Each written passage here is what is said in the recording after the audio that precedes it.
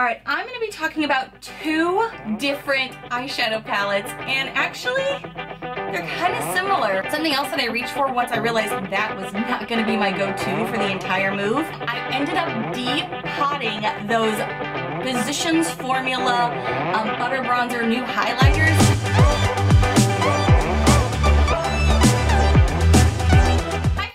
Welcome back to my channel. Today I am going to be doing my June faves and fails.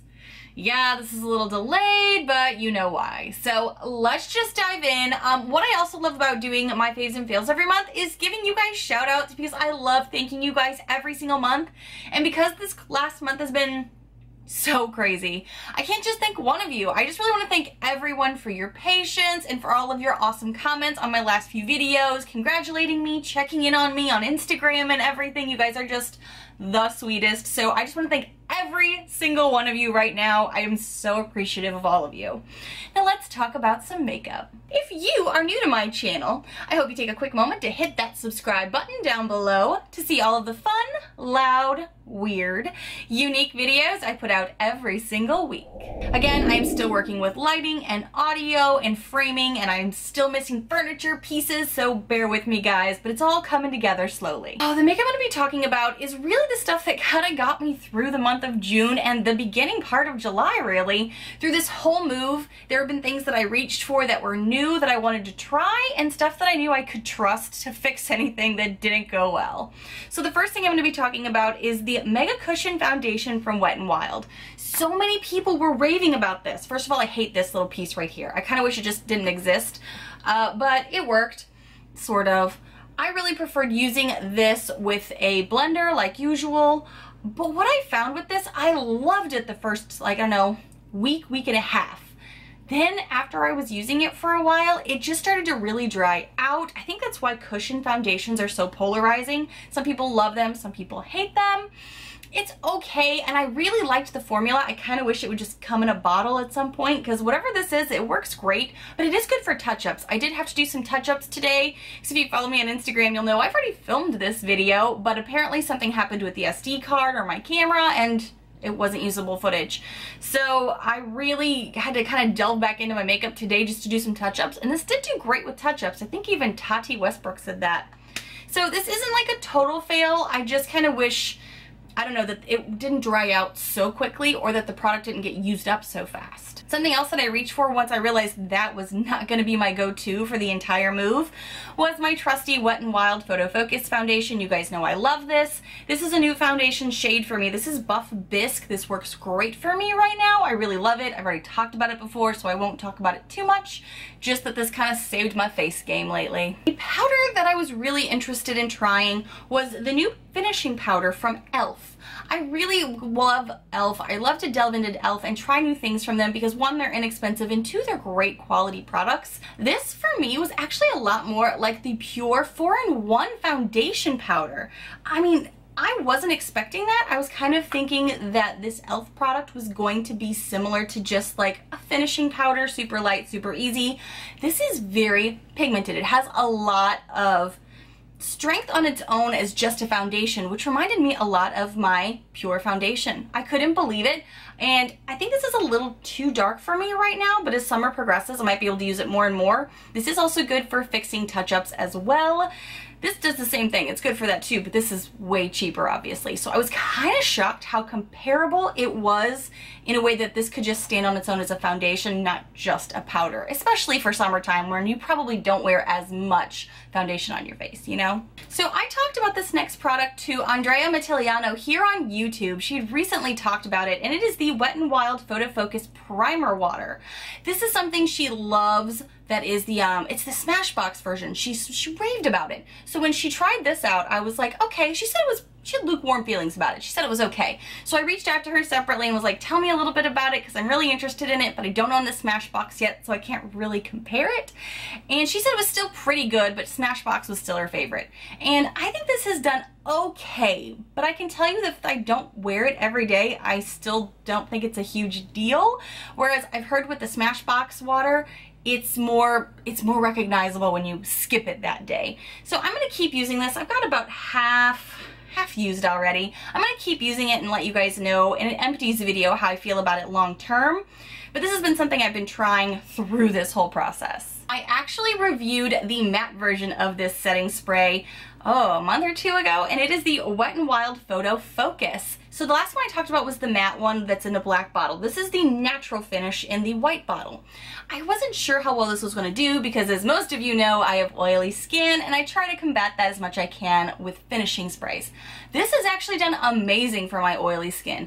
Maybe it's because I've just been up and going and moving and I haven't noticed anything too crazy with it, but this has really set down my makeup and I still don't feel shiny after a few hours. So do you guys use this? Have you tried this one versus the matte one if you have shiny skin?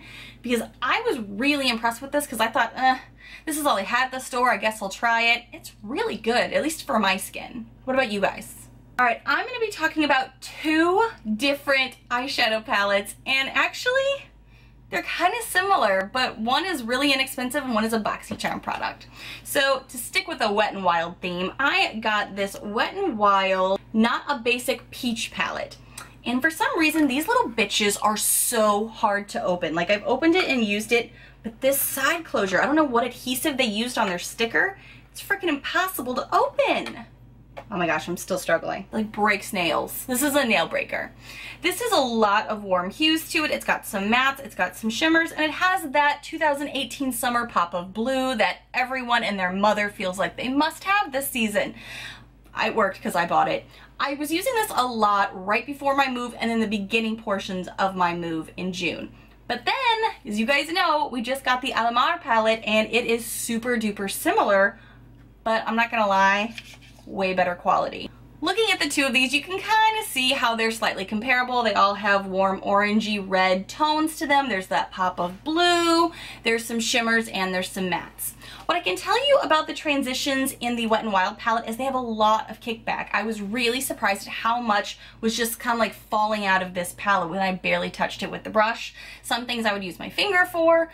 This formula is amazing and consistent, and it's very buildable. I'd say they're both really buildable, but I mean, obviously, if you don't get BoxyCharm, this is a great option as well. I really liked it, and I do like to use these shimmer shades with my finger. And these, I kind of say the same about, but these are fantastic. I mean, it's in a league of its own because it's a different type of brand. It's a private brand, but these are the two that I've been really reaching for the month of June, and I like them both, but this one's better. Just is. Oh, and for eyebrows, I almost forgot. Eyebrows during the move or something, I just kind of needed to throw on really quickly and get back to packing or moving things.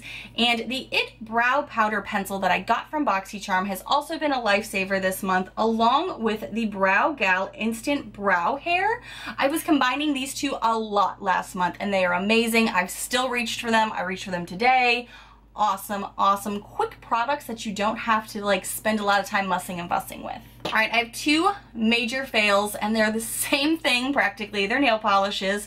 Over the 4th of July, I just wanted to have something on my nails because I've been moving, so there's no manicure going on.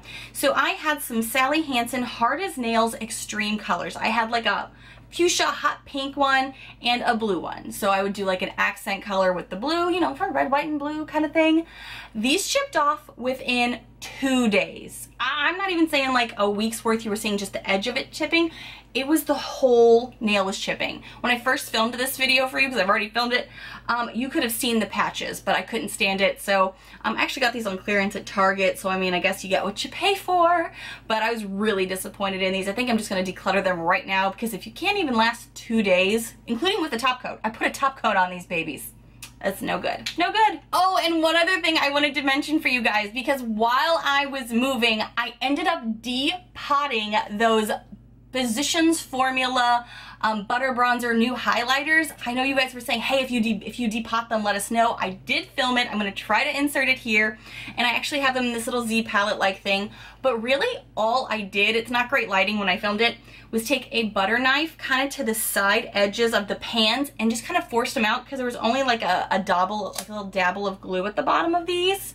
So they just popped out really easily. You kind of have to like cake around it like you're kind of cutting a cake, but I was able to depot those, put them in a Z palette type thing, and they worked great through this move. And now that I'm in my new beauty space, I don't have that big bulky packaging to deal with, this is so much nicer. Guys, these are all the major things that kind of helped me get through my move, and I'm still settling in, but I'm able to reach for other things now that I'm really excited about. So stay tuned for some new products that I've been trying. But thank you so much for watching. And again, I want to shout out every single one of you for dealing with this move, and I've been totally absent and I've not been able to post as much as I wanted to, but so many of you were checking in with me on Instagram, here on YouTube, just kind of sending me messages and positive wishes, and I am so grateful.